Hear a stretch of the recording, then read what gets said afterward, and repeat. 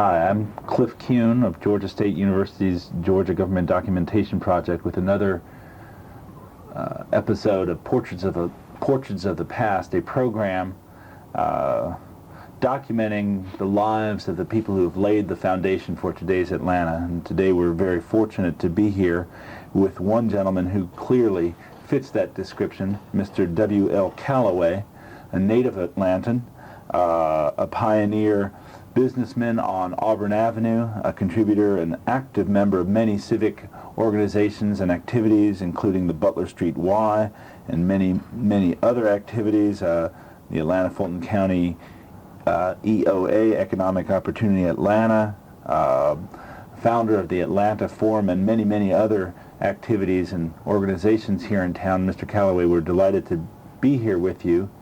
You are a native Atlantan, is that correct? That's correct. Born in 1908 on 78 South Umphre Street. Okay. When did your family come to Atlanta? Maybe you could tell a little bit about your parents. Well, my father came from Athens, Georgia, and my mother came from Winder, Georgia. And I don't know how they met, two different little towns, but they did, and when they got married, they both moved to Atlanta. Okay. Now, the Atlanta of 1908, the Atlanta that you were born into, is vastly different from the Atlanta today. Maybe you could describe some childhood memories of what Atlanta looked like and was like when you were a child. Well, you're correct. The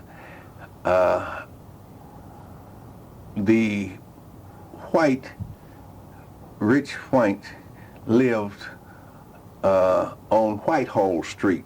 That was before Pace's Ferry Road. Okay. It was just a farm out there then. But the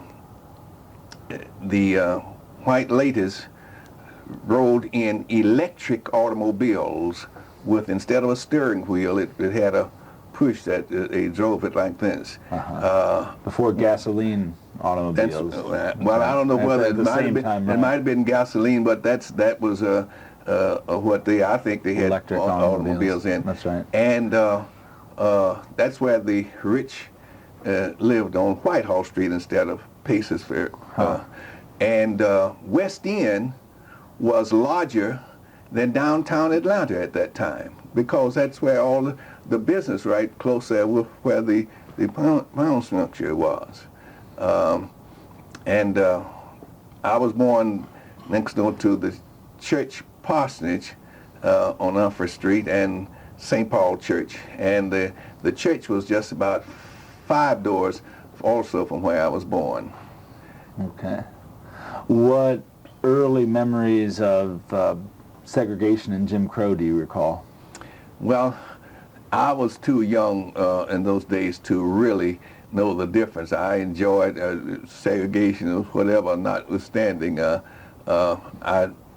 See, my parents died real early. Okay. Died father when I was 6 years old, and my mother when I was 7. So I was sent down to Winder, Georgia, to spend 2 or 3 years there, and my brother was sent to Athens, Georgia. You know, the father's home. I was sent to the mother's home, and I stayed there 2 or 3 years until my oldest sister, who finished Spelman in 1914, I think, got married, and she brought me back to Atlanta, and she's the one who raised me from, I think I was about 9 years old. This was your sister Hattie? So, thank you. Okay. Now, I noticed that you were one of the first students to go to Booker T. Washington High School, the new Booker T. Washington High School built in the 1920s. Yes. Well, I was attending, I was on Mitchell Street School, elementary school, and the city built the first brick elementary school, Edmund Asa Ware School. And so my last year, we were transferred from the elementary school, was just about a block and something, to Edmund Asa Ware. So that's where I finished Edmund Asa Ware. And then the city at the time had built the first high school for blacks in the city.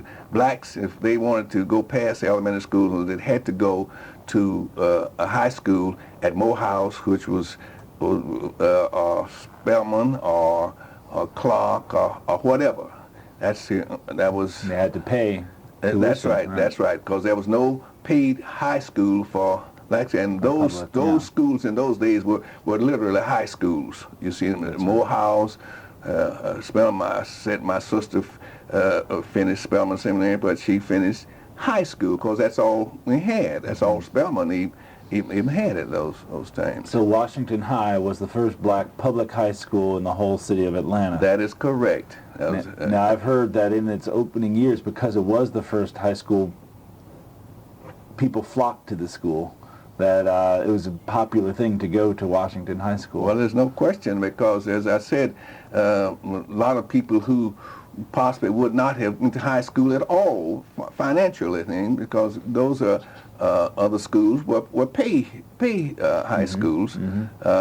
Naturally went to Washington High School. It had, fortunately, one of the, in my opinion, the best principals, C.L. Harper, that Atlanta's almost ever had. He had originally in the high school over there in the Fourth Ward.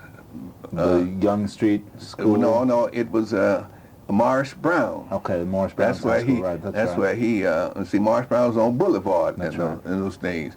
And Professor Harper was I don't know whether he was a principal, but he was one of the top principals. So when the Board of Education selected the first principal of Washington High School, they selected C.L. Harper, and what a tremendous job he did. Tell a bit more about Mr. Harper, because he's a name that many people today don't remember, but he was a tremendously important, dynamic figure. There's no question, man, that the man was very talented not only in education, but the ability to handle the student, teachers, parents, whatever, because he really had his hands full with all of them, being the first, but his technique, his approach, and on was not a question. As a matter of fact, he was certainly a member of my family by marriage as such, and I was a rather bad little boy, so he told my parents that he was going to, if I kept up, he was going to have to not suspend but expel me. So I did, and he did, but he had told my parents, my sister, and her husband, who was his first cousin, that not to send me to Morehouse, send me out of the city, so that I wouldn't be having contact with the group that I had been and nothing serious, nothing bad, just devilish, and never stole, never did nothing. In fact, just into devilment. You see what I'm saying? Right. So they sent me to Tuskegee. Okay. And surprisingly so, when I got my degree, finished high school in Tuskegee, and they kept me stay down there until I went to college. When I came back to Atlanta, my first job was teaching at Washington High School that I had been expelled from.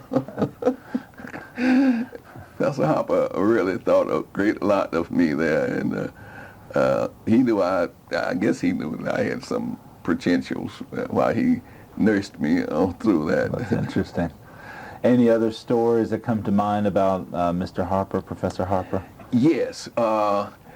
Even after rendering all the service that he did at Washington High School, not only at the school now, but he had all kind of projects, neighborhood projects, city projects that's going on. He was a tremendous civic man, and as I said, a lot of property was in it to the city. Even though you imagine someone giving the city property, but the football field was a gift from them, and there were 2 houses on Hunter Street that was given to Washington High School that was used for home economics, for the girls could actually do their work in a house. Okay. You see what I'm saying? So we had 2 houses down there.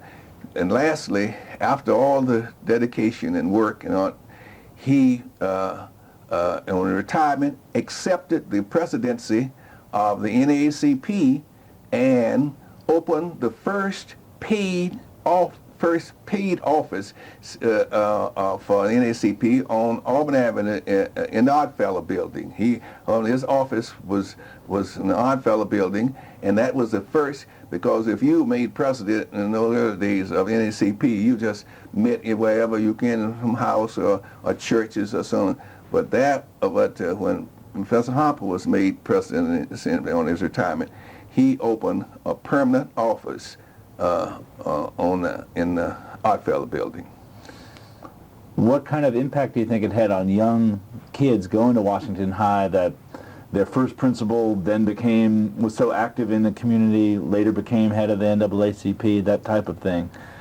I think it's no question that an awful lot of students were inspired. I know that you know about Martin Luther King being, and I would think that a lot of his inspiration, of doing things, and because I said NAACP was one of the projects that he but there were any number of other projects, civic, and community projects, and I would think that a lot of Martin Luther King Jr.'s inspiration during his days as students, as a student there at Washington High School, came from this man. Okay. I heard, I think, of an episode that occurred when you were a teacher at Washington High School and had an encounter with a City of Atlanta police officer, and Mr. Harper intervened on your behalf. Is that where you were stopped by a police officer? Is that correct? Oh, yes. I forgot about that. I'm coming to school on Hunter Street, and when I got to the Ashby Street intersection, the red light started changing, but I just continued. I was so close to it, possibly spreading the brink. The police stopped me right there when I reached the theater there, and me, what do you mean by crossing? And I said, well, it was changing all of a sudden. He said, where do you work? I said, at Washington High School. And he said, oh, yes, you're one of those smart niggas in there. Get out of the car. And he let me get out of the car. There was a call box there at the corner, and took me up to the call box, called the patrol wagon, and put me in jail, and sent me down to jail. And Professor Harper had to come in and bail me out. Well, those are some of the days. That was nothing. That was sort of the trend of what was happening in those days, and so it was nothing extra, except because I knew what to expect, and I made a mistake of telling him I was a teacher, I guess. Do you recall the effort to get the first black police officers on the force? I very definitely do, because I was on the board of the Butler Street YMCA, and we finally, in Huntsville, we needed blacks on, and so various amongst the leaders and so on there showed the advantage that blacks could offer, even so. On the police force, right? Yes, and but the second thing is the segregation was still the name of things, so we had to find a place for them to, on that precinct, and I think it was 7 of them, and we at Butler Street YMC opened the precinct there at Butler Street with the first precinct. A separate precinct for the black officers rather than go through the trouble they would experience downtown. That's correct. That's correct. That's right. Let's move to your business career, because I gather even as you were teaching at Washington High School in 1933 on, you were beginning to get involved in real estate and insurance and in other businesses. I was, at the same time that I was given the job of teaching at Washington High School, I had a friend of mine, T.M. Alexander, who we grew up together from about 14 to 15 years old, and he went to high school at Morehouse, and I went to high school, and he finished a year ahead of me, and so he got involved with an insurance, a black insurance company that was out from North Carolina. North Carolina Mutual, or No, yeah, North Carolina Mutual, but it was this was Bankers. That was a subsidiary of North Carolina Mutual. Bankers, they had a man here, but he was the old man was doing it, and so Alec sort of got with him and finished in college, and finally got his father to finance him to open up an office in Citizens Trust Company Bank.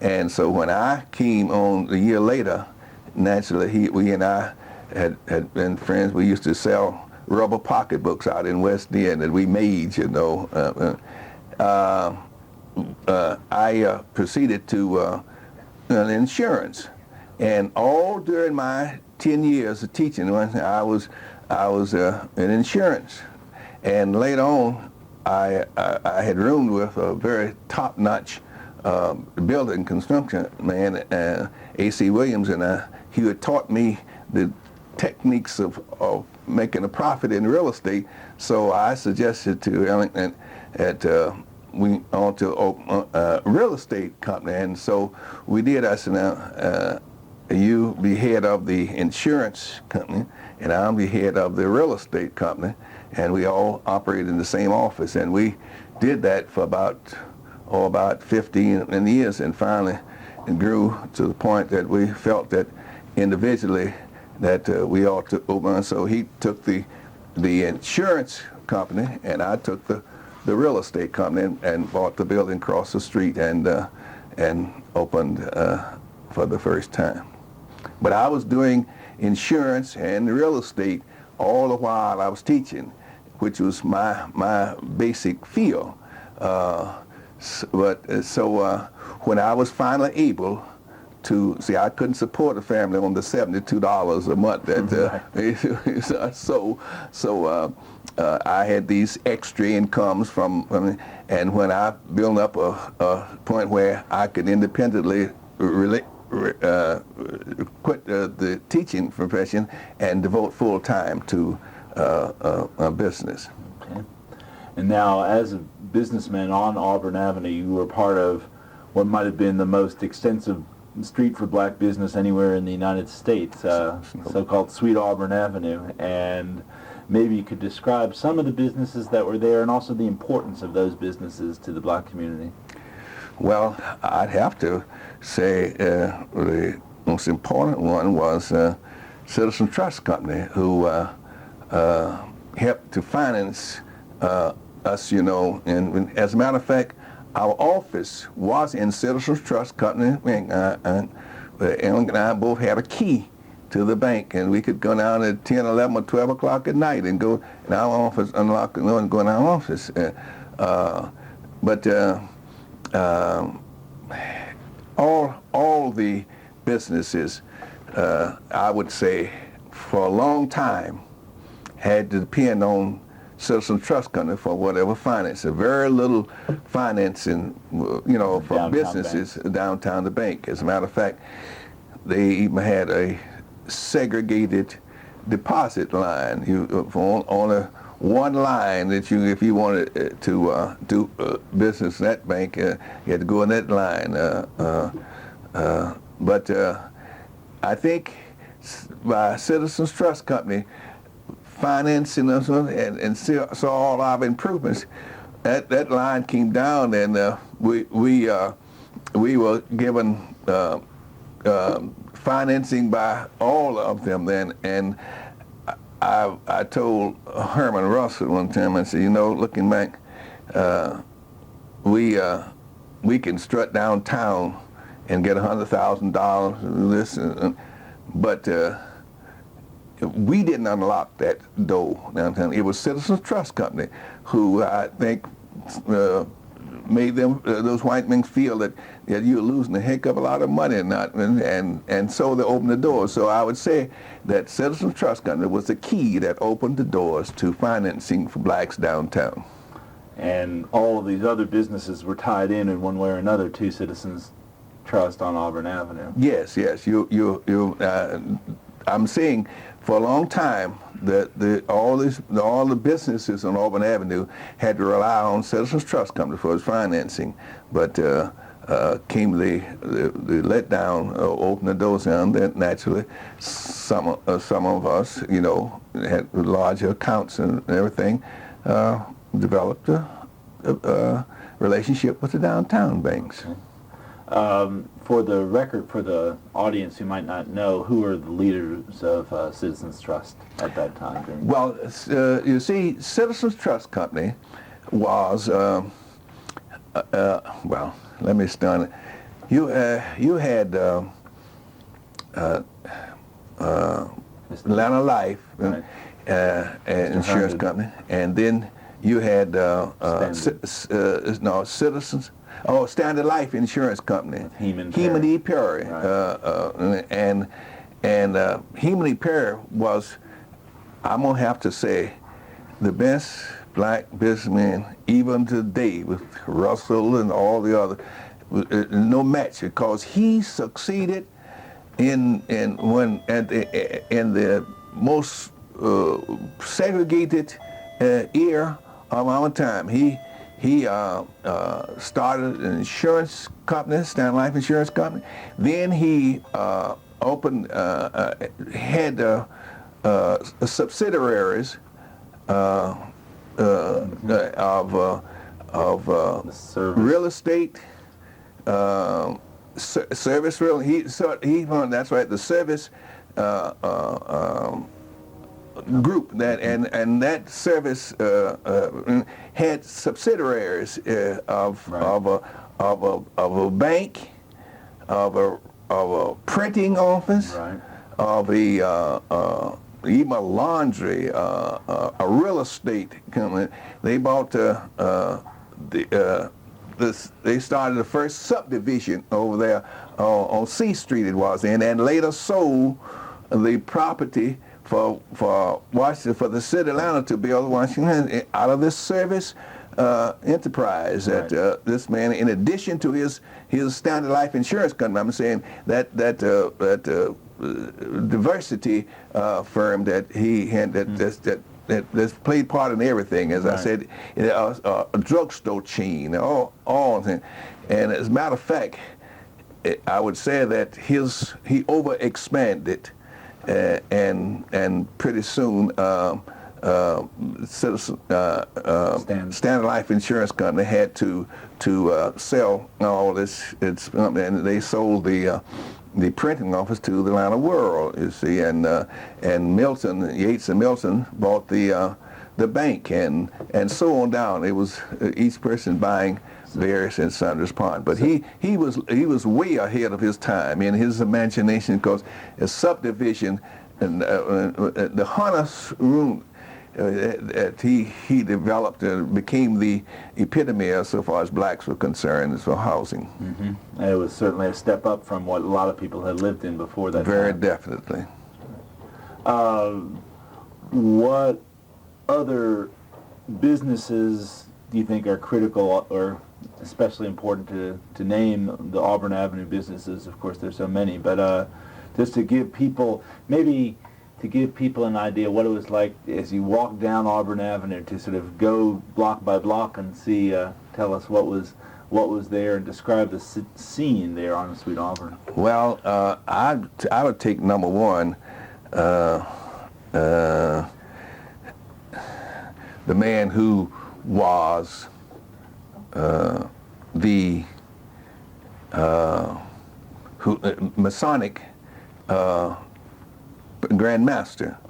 I'm hard at remembering names. Benjamin Davis or John Wesley Dobbs? No, not John Wesley. Benjamin Davis. Ben Davis. Right. Ben Davis was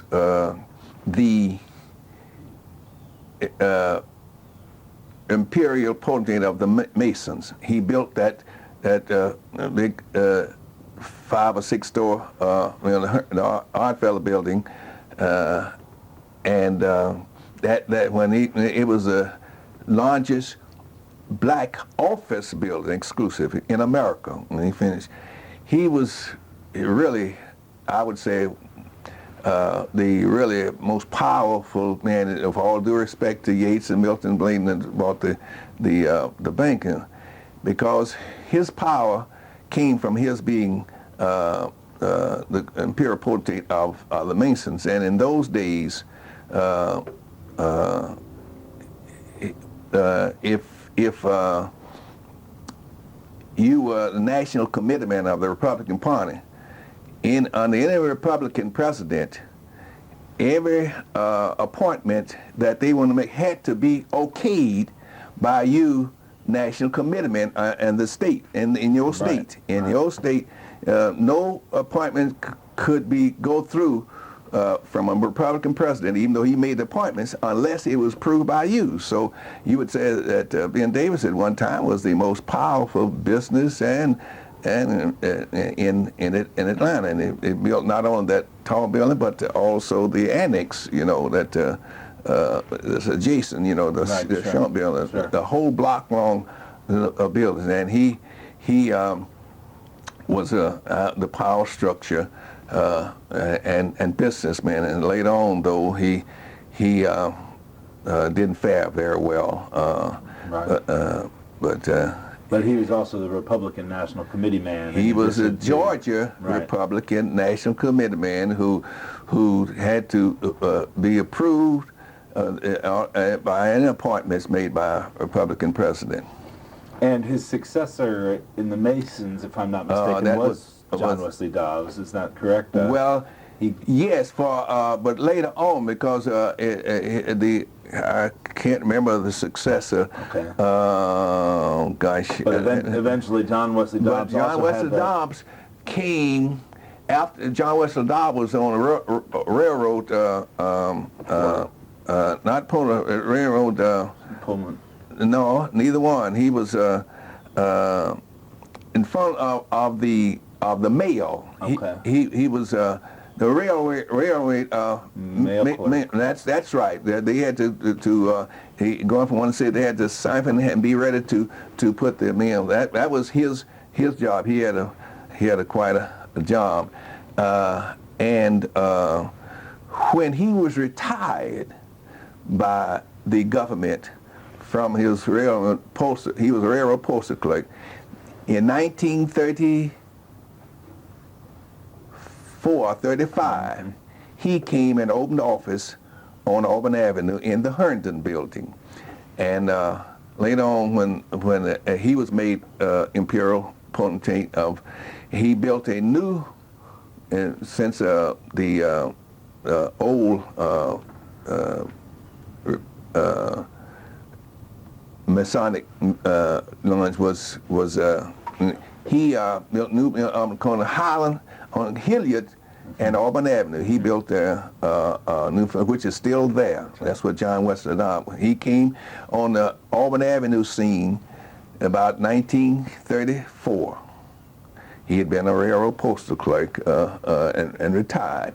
And from there on in, he really became a very important one. And he's the one who named Auburn Avenue Sweet Auburn Avenue, because he said it had more concentration of sugar than in it. They had Atlanta Life and Mutual Federal, Citizens Trust Company, all these financial institutions right within one block. The highest concentration, as we said, of sugar, and so he nicknamed Auburn Avenue Sweet Auburn Avenue. That's cut for now. They have to change the tape. Okay. I'm gonna ask a couple more questions and then we'll do your reversal shot. Okay. Okay, just hold tight. Now let it run out.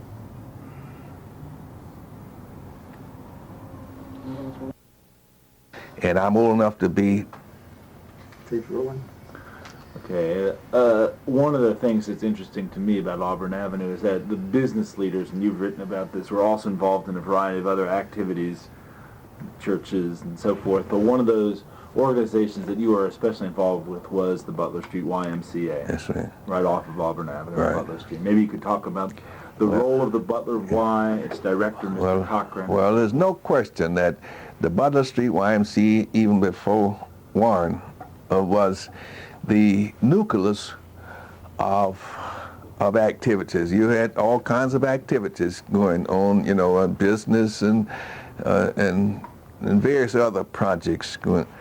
But the Butler Street YMCA, one of the contributing factors as to why it was so important is that it had the only facility for assembly, and there were at least a dozen different organizations that met and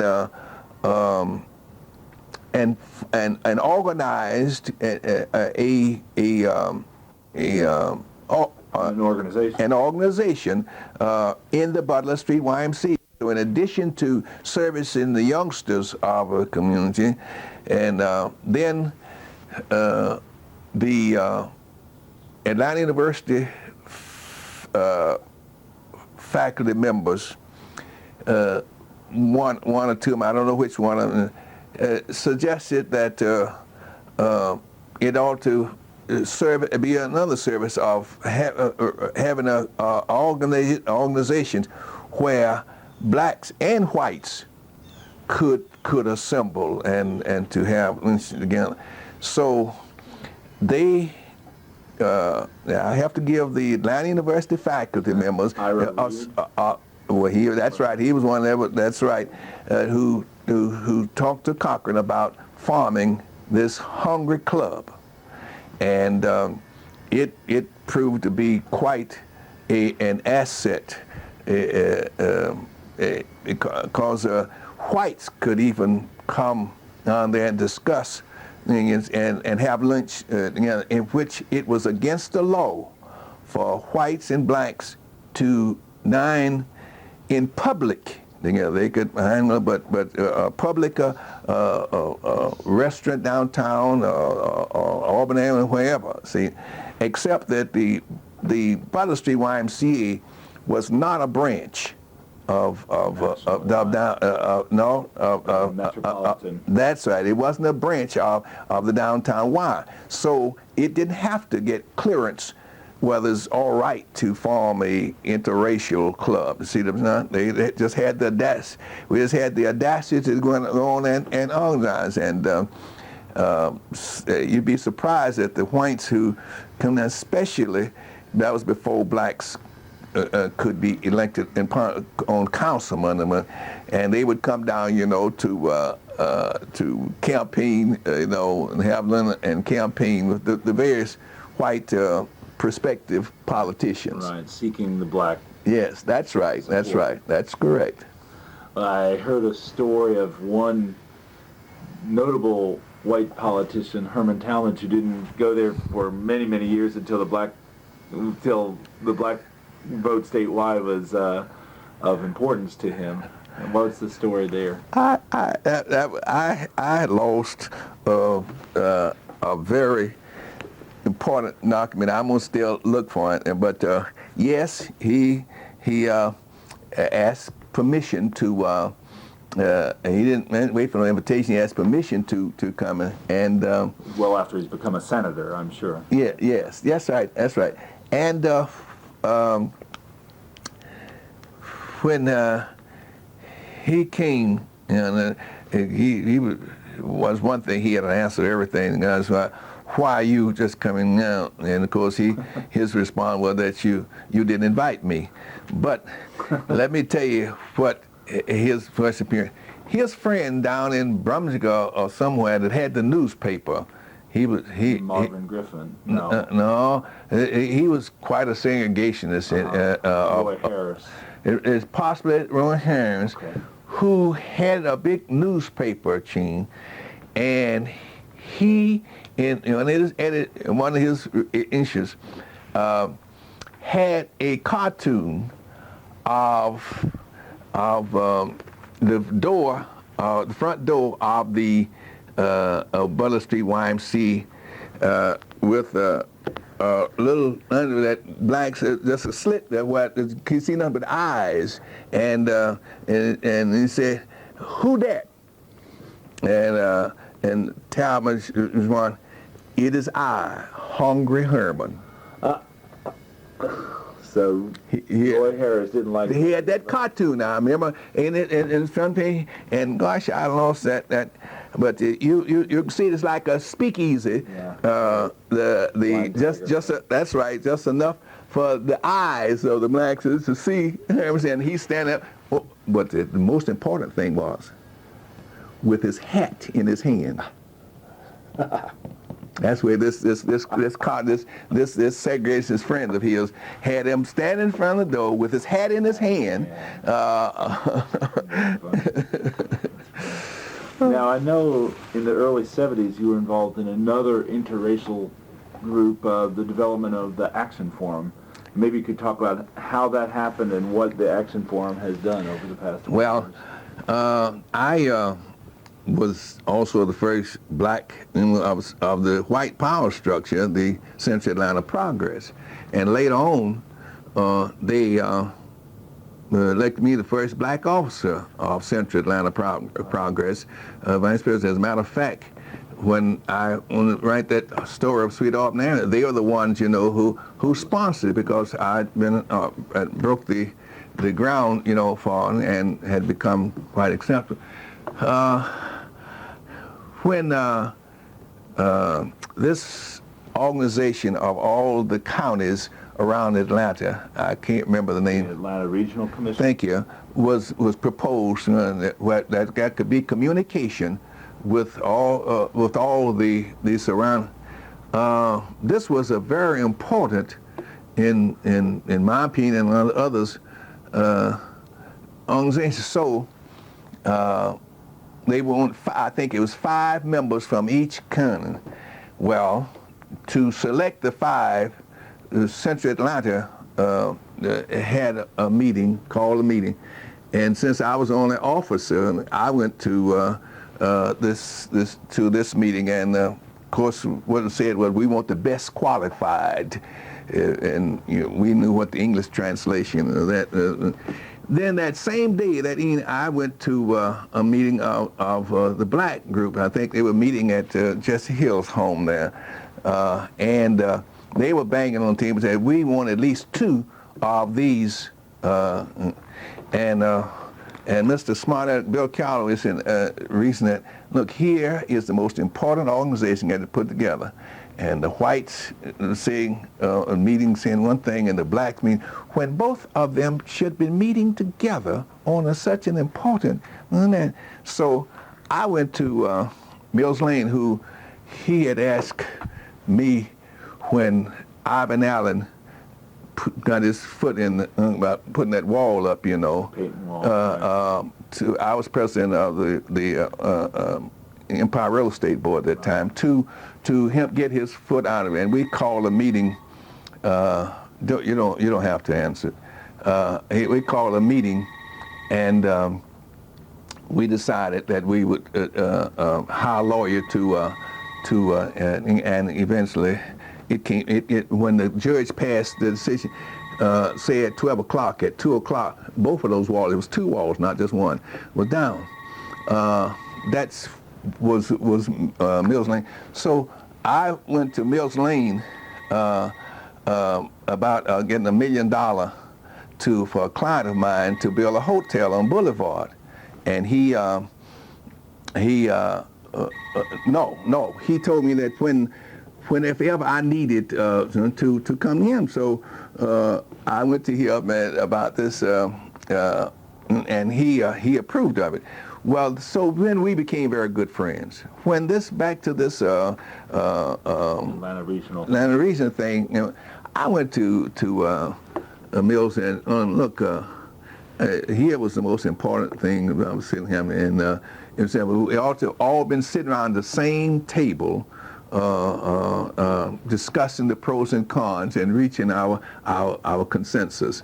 That's what the city needs is a place where blacks and whites together could sit down together. I said, now, Mills, we're not talking about no whites looking down on black. I'm talking about equal, totally and completely equal. I said, let me give you a sample of what I'm talking. So this ant and this elephant ran across the street, and when they got on the other side, this ant turned to this elephant and said, I didn't bring as much across the street as you did, big boy, but I brought all I had. So when we sit down around this table, you bring it to the table your $10 million, and I'm bringing my $30.32. We are both 100% equals around the table. He also called his guardian. Bill said, "You right? Let's then form such an organization." Said, "Now I pick the whites and you pick the blacks." And say, "How many should we start with?" I think it was 7 or 8. And he said he agreed to pick his 8, and I picked my 8. And I got right in touch with John Cox, who and something to Jesse Hill on my way from Mills' office to tell them, what this thing and to ask their help in getting selection of the various group, and that's where we started off. Okay. And what do you think the importance of the Action Forum has been? Well, I can give you two samples. I can give you right up to date. The fact that we met. And all kinds, and the governor and the mayor, and all would come for the. But I give you two instances. The route thing was one. I'll give you one before that. When the NAACP received that bum, in an envelope thing. Mm-hmm. I remember that. Yes. Well, the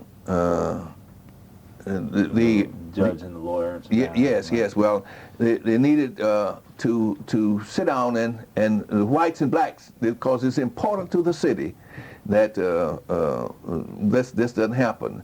And the same thing was true of the riot thing. And this past spring. That's right. The mayor asked the assembly of the Action Forum to resolve that thing.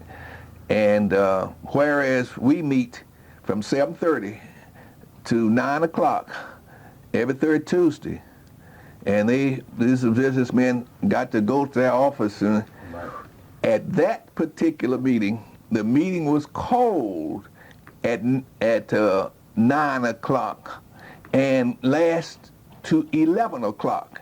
And they didn't have to go to their meetings thing, because this was important enough to them to forget about their business while and consider their city's good health. So those are some samples, but there'll be in a number of other cases where we could have had a riot out there at the hospital. It's now just the black hospital. I can't remember. Southwest. Thank you. Southwest, because one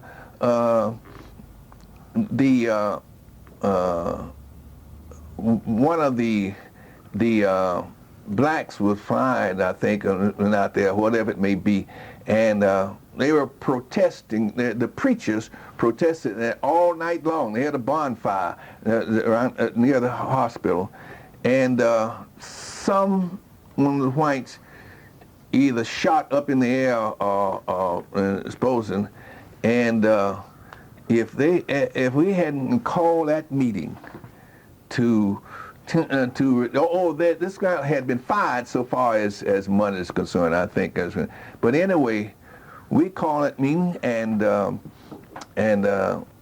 we were able to get the bankers, the white bankers, to agree to commit themselves for whatever funds that was necessary.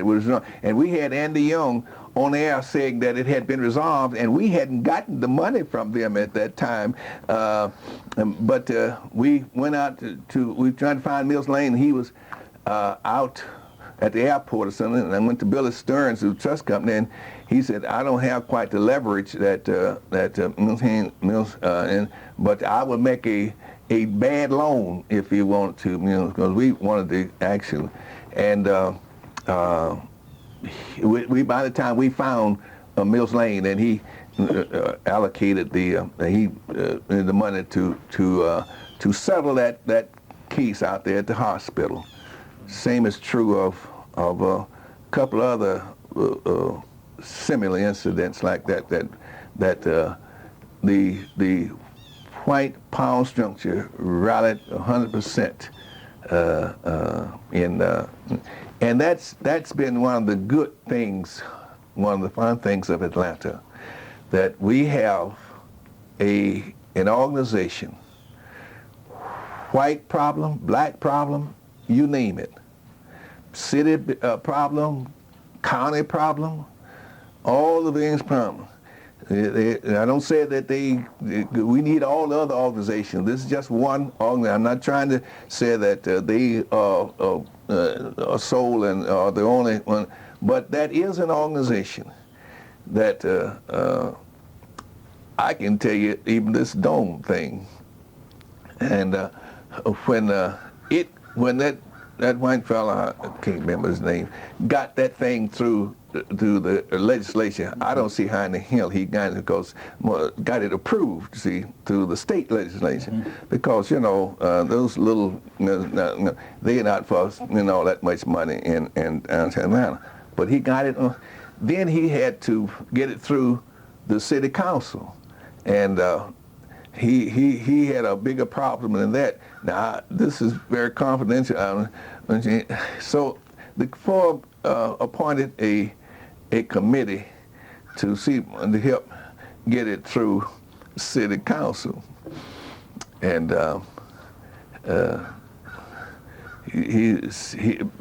Bennett Brown, who was president, chaired that meeting, and he called a meeting, and he had those various folks to say which candidate at the council do you support. There was those businessmen, which one do you support? And it gave them the responsibility of having that vote. When it came up for Marvin Aaron, he didn't know why the votes were passed, but working behind closed doors, it was already approved. But really, I can close on this note that I wouldn't say that the Action Forum is no cure-all. We need all these organizations, but it is one that has the top power. Okay, right. The top power structure. Well, we'll get that at the end. Okay. Power structure of the city. You follow me? That's right. And so for that reason, it can do some things that some of the other organizations can't do. Well, we've covered an enormous amount of territory. We could spend easily 10 times this amount doing this. We've talked about your life in Atlanta from the 20s, 30s, 40s, 50s, 60s, 70s, into the 80s and 90s even. Mr. Callaway, we're very delighted to have you with us today on this program. Thank you very much. Now, you didn't ask me one thing about Auburn Avenue. Will it ever revive? Okay. There's been at least a half a dozen different efforts. You follow me? Yep. But I don't believe it can be revived to its original, and I hope that as I said in my when I was interviewed, that I'm wrong as hell. But I don't see it being because this new generation. You tell. I'll give you an example. We built Citizens Trust Company Bank building, for these young doctors, and my doctor was head office there. And the next thing I know, he had moved out the Buckhead. See what I'm saying? My allergy doctor. When I went out there to him, he had 3 times or 4 times as many customers. And so when you tell this, you ought to. He said, "Sweet Auburn," and say, "I don't see no damn sugar." You see what I'm saying? And you just can't. This young generation just go and sacrifice their income to tradition. Auburn Avenue was a fine, and it was a builder of all, but it's yesterday, and today these blacks can't look forward to making the kind of money, and you can't blame them, in my opinion. I hope that I'm wrong as the devil. That's what I said in my interview in the Constitution. Right, I saw that. Right. It's one of the effects of integration to some degree. Yes, It's not yes, that yeah. Black business community that what there once was. Well, you can take Peachtree Street. I mean, these guys ain't gonna say, you know, you ought to love Peachtree talking to the whites now. Right. You ought to, and that's the foundation of business. Yeah, but they, see what I'm saying? Much This is more a new day. It's much more scattered, right? Yeah. Okay. And we might have to get his closing comments again, because you went across the room. I think we lost you.